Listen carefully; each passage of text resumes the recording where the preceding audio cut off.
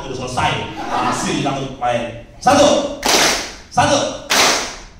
Teman-teman, adik-adik tercinta yang minta ulang itu nggak salah, karena memang itu gejolak jiwa manusia. Ketika ada penyesalan, dia pasti akan minta pengulangan. Kenapa kak nyesel? Karena memang kamu tahu persis niat awal kamu main adalah pengen menang, tapi kenyataannya berarti ada perbedaan antara mimpi di awal dengan kenyataan di akhir. Mimpinya tidak berwujud menjadi kenyataan. Perasaan yang muncul apa? Sedih, nyesel, kesel, kecewa, ngap-ngapan, bengek. Yakin itu ya? Halo? Tepuk tangan satu kali.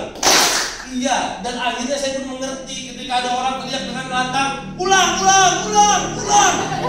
Dengan begitu serius minta ulang, saya paham persis dia ingin ada kesempatan untuk bisa memperbaiki yang tadi salah. Itu bagus. Tapi masalahnya dalam hidup Tuhan tidak pernah bisa mengembalikan waktu yang telah berlalu. Lu tepuk tangan, lu mikir harusnya.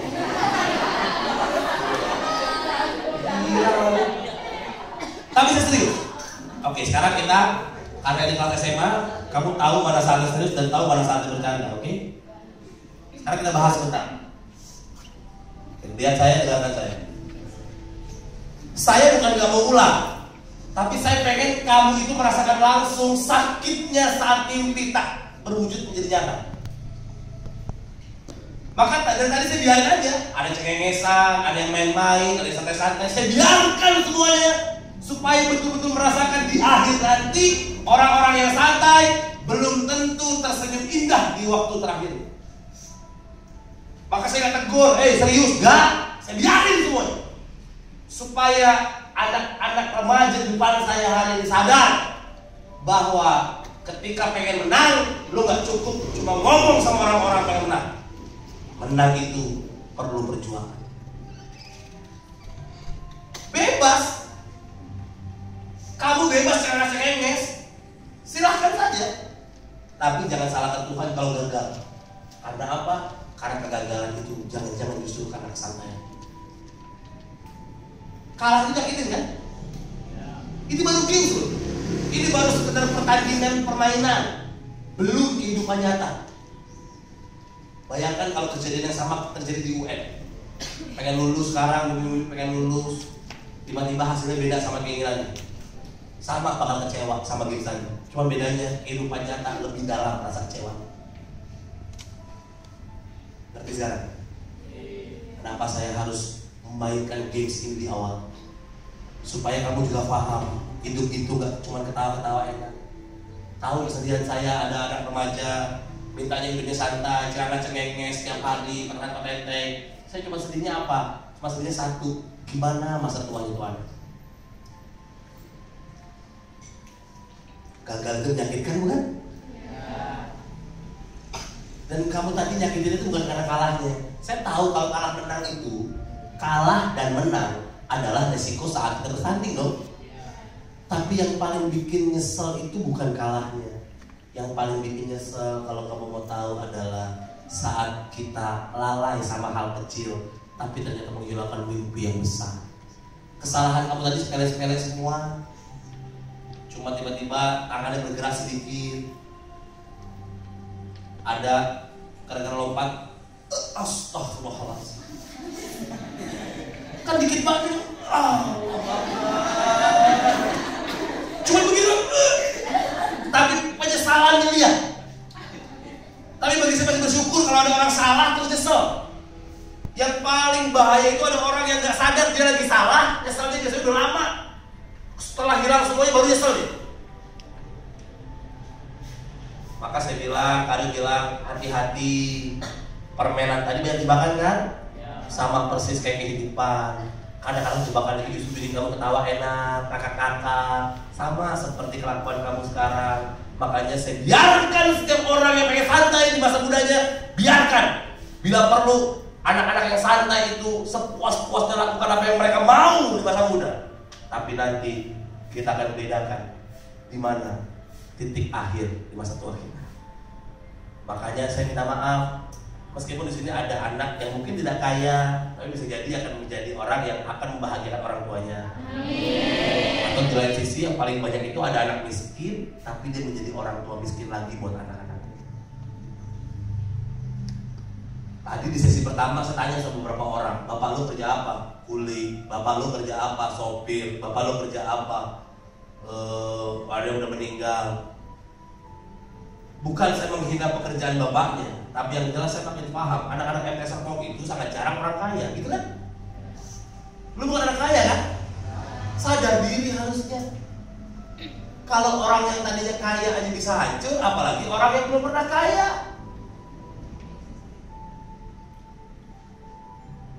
Ngelihat orang kaya bertingkah aja kita kesel, apalagi ngelihat orang udah susah bertingkah. Tadi cuma bilang sama anak yang bapaknya kuli bangunan, saya cuma bilang, hey, hari ini saat mungkin kamu sekolah patah petenteng, bapakmu itu yang angkat bata di bahunya, di panas teriknya matahari, sampai merangkak-rangkak hanya supaya anaknya bisa pakai baju putih biru. Kadang-kadang kita nggak pernah sadar saat kita begini ketawa-ketawa enak, ada orang lagi berkerak air mata. Ada ibunya lagi nyuci baju pakaian orang, biarkan. Beberapa orang yang ibunya jadi pembantu rumah tangga, saya tanya, biarkan Kak Rio, saya jadi pembantu rumah tangga agar anaknya bisa sekolah. Bayangkan itu perjuangannya. Saya cuma khawatir ibu bapak kita nggak cuma capek sekarang, sampai mati dia capek gara-gara punya anak kayak kita. Kalau kita nggak pernah sadar, udah cukuplah nyiksa mereka. Dari awal kita lahir aja kita udah nyiksa ibu kita kan. Darah berceceran mana-mana, nyawa dipertaruhkan. Sadarilah, kalau kemudian kamu gagal lagi, terus ibu bapakmu ngarep apa lagi dalam hidupnya? Mereka harta udah gak punya, cuma punya kamu kok. Apalagi anak laki-laki. Kalau anak perempuan, nanti dia menikah, dia ikut suami, tanggung jawabnya ke suami. Tapi kalau anak laki-laki sampai mati kamu tanggung jawab sama orang tua kamu. Sama tanggung jawab beratnya seperti saya. Saya bisa ngomong gini karena saya bukan anak yang lahir dari keluarga harmonis. Saya anak broken home. Saya anak yang pernah benci sama bapak saya. Tapi sekarang saya sadar, seburuk-buruknya orang tua saya, dia tetap orang tua saya. Ayo mikir kan. Terus nanti pas udah tua baru bilang, Kak ulang. Baru bilang Tuhan ulang. Kamu sampai nangis air mata darah sekalipun Tuhan gak akan pernah bilang hidupku balik lagi, gak pernah. Semua yang sudah lewat tak akan pernah bisa kembali. Kamu sepakat sama apa kata-kata saya? Maka itu kenapa adik-adik tercinta gak ada pilihan untuk bermain-main masa muda. Bohong. Kalau ada yang bilang, Kak biarinlah muda santai-santai, koya-koya aja, nanti juga tua kaya raya, biar mati masuk surga, gak mungkin.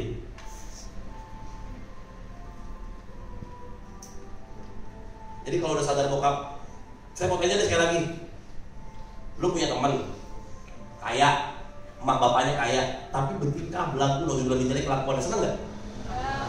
Kamu bisa bayangkan perasaan saya ngeliat udah orang susah bertingkah sebenarnya kayak apa? Dan ini yang saya sebelin nih, bukan sebel ya, apa sih namanya? Saya teriak dalam hati saya, kenapa kok begini? Di saat saya ngelihat orang-orang nongkrong-nongkrong, itu orang-orang susah semuanya. Yang dari SMP udah pertama kali kami ngerokok, jalan pertama kali itu rata-rata orang susah. Rata-rata yang bapaknya itu orang kaya, itu masalahnya. Kalau seandainya kaya sih gak apa-apa deh. Lu masih punya kesempatan nikmatin hidup. Yang paling sedih itu ada anak miskin, tuanya miskin lagi, terus jadi generasi bangsa. Karena gak semua orang miskin itu harus dibantu. Banyak orang mental yang lebih miskin daripada hartanya. Maka bagi saya orang miskin yang mentalnya miskin juga, saya berdoa biar cepat mati. Biarin doa saya sekerat itu, supaya bangsa ini tidak lagi dikotori oleh banyak sampah. Ayo mikir sekarang.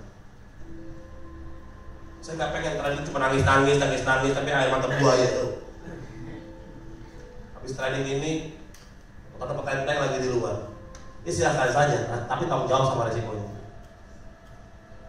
Lihat tadi, yang bikin kamu hancur, hal-hal sepele. Karena memang gak ada manusia itu dihancurkan oleh hal-hal besar. Karena semua yang besar berawal dari keputusan yang sepele. Kalau mau bertingkah, nanti di saat sudah berhasil, lagi begini bertingkah mah orang cuma bisa ketawain. Orang juga ngerti. Jadi jangan pernah nanggung. Jangan nanggung-nanggung itu gak ada yang berhasil. Kenapa kalian ngomong kayak gini? Karena kalian itu sayang kalau kamu. Tapi kalau kamu gak patut disayang, saya juga akan maksa. Bodoh amat. Karena kalau kamu gak lulus, memang saya bakal sedih. Apa urusannya? Lu saudara gue bukan, adik gue bukan, ngapain gue puyeng? Jangan GR. Sekolah itu bakal sedih kalau kamu gak lulus. Iya, tapi cuma setahun. Karena tahun berikutnya sekolah ini punya anak baru yang menjadi harapan baru. Tapi kalau kamu gak lulus, seumur hidup jadi cerita hidup. Nanti tinggal ceritain sama anaknya, nak kamu harus semangat ya sekolah. Bapaknya dulu pernah gak lulus tuh, cerita tuh. Cerita sama anak tuh, cucuku sekali dia tahu. Dia punya ibu, punya nenek, nantinya yang satu pun masa mudanya gak ada contoh. Kalau udah ngomong sekeras ini kata singgung juga, saya udah gak ngerti lagi harus berbicara dengan gaya. Tapi mudah-mudahan ini yang membuat kamu mengerti bahwa kamu akan menjalani hidup seperti ini. Ini garis waktu.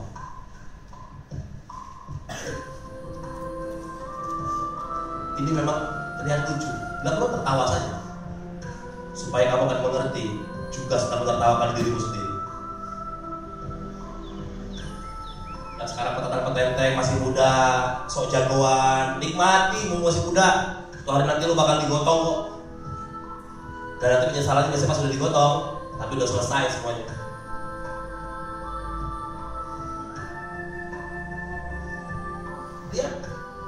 Lihat dengan hati tapi itu pun kalau masih punya. Kalau bakal udah tua kayak begitu, masih bisa jangan nangis. Kalau udah punya anak, atau bahkan mungkin pengen punya anak lebih sengsara daripada bapakmu hari ini.